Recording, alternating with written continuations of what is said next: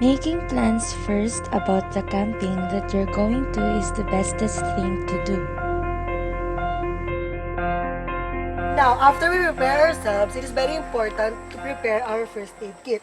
Now, I have here the first aid kit, and these are the things that is very important to put inside. First of all is the alcohol for sanitizing. Next one is the wipes for someone who is sweating.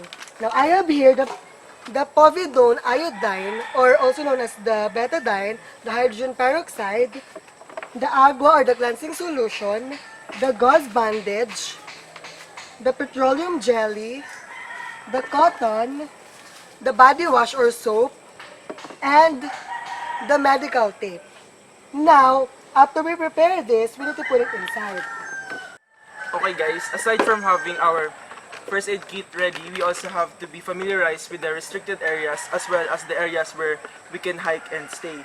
And all of you are given maps, and if you're having a hard time understanding the symbols and the signs used in the maps, you may ask a local tour guide or someone who is familiar of the place you're going to.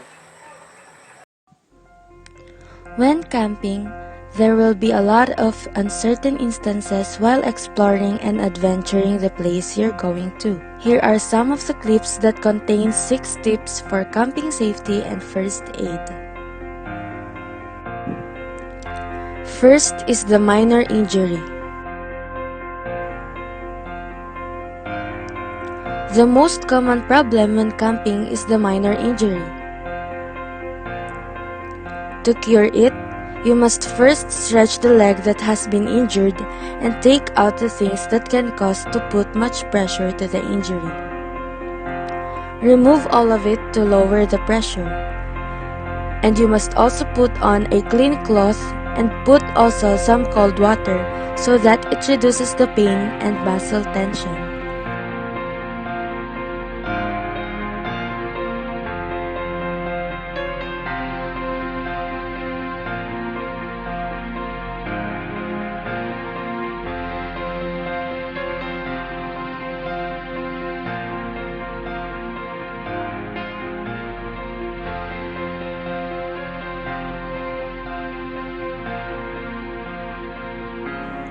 After that, bring the injured person to the nearest bench if in case you had found it.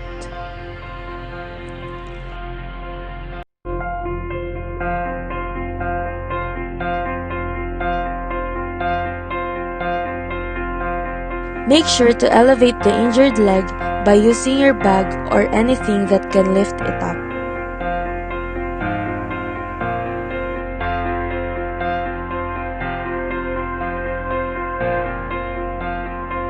Second is the unconscious person.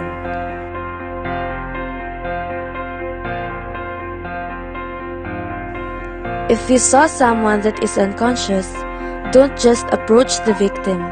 Check first the surrounding if there are dangers for the both of you.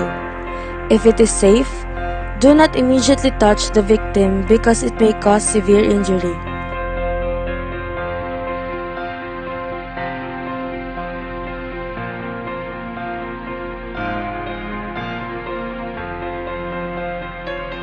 If he or she have no wound or injury, check his or her pulse and breathing.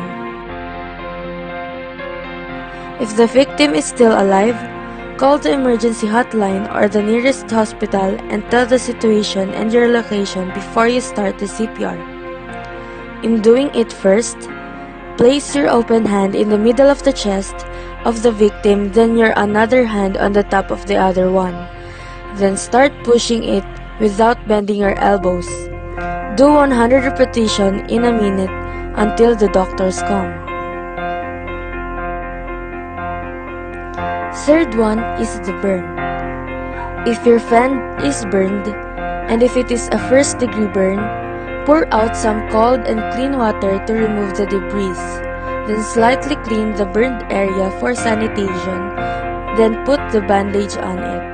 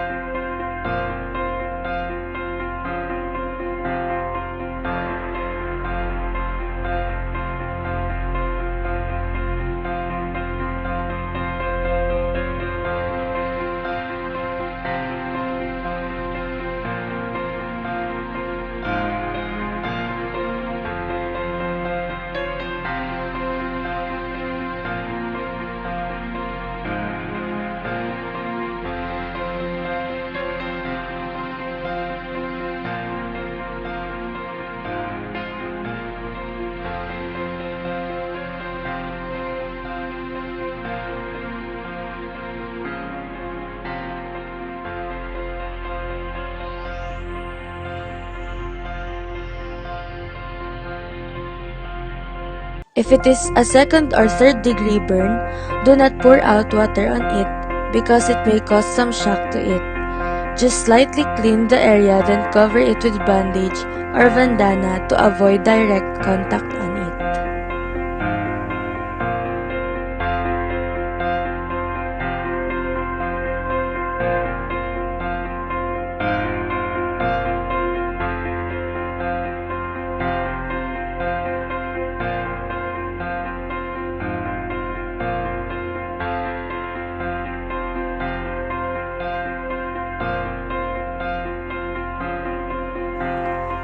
Next is the heat exhaustion. Heat exhaustion is caused by the increasing body temperature because of having contact to sunlight in a long period of time.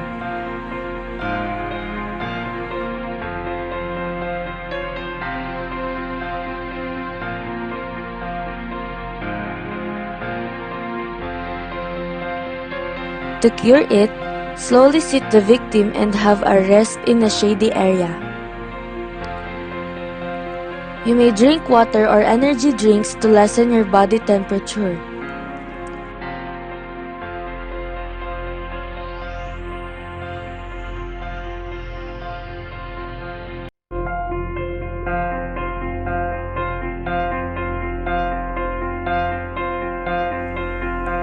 Use a wet towel or a piece of cloth to wipe your face, neck, armpit, and chest.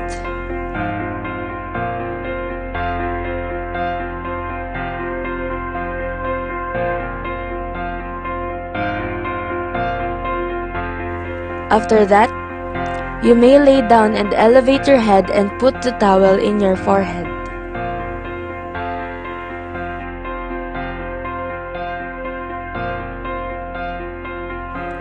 Fifth one is the wounded area.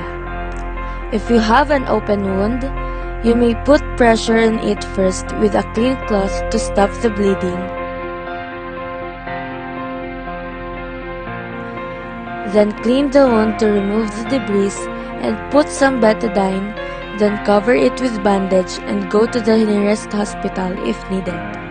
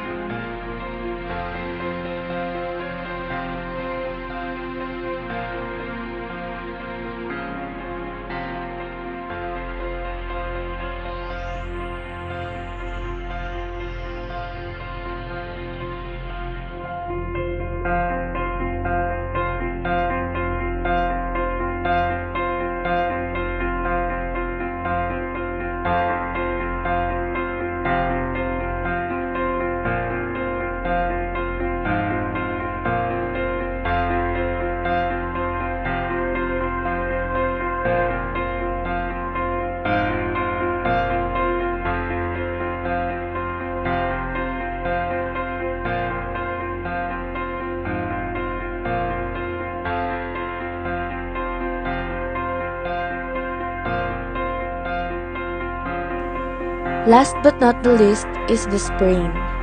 If you had any problems with sprain, you must first check the injured part carefully. Do not attempt to move it or add pressure on it because it may increase the pain. Also, do not attempt to bring back the broken or dislocated bones. Just get a piece of flat stick or wood, slightly put it in the injured part and tie it up with cloth or bandana and go to the nearest hospital. The piece of stick may avoid the victim to move the injured part.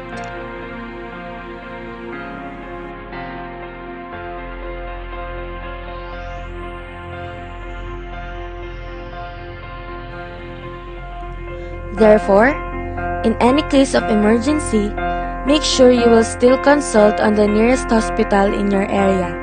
Do not make unnecessary actions if you are not sure of what you're doing. Just like many people said, prevention is better than cure.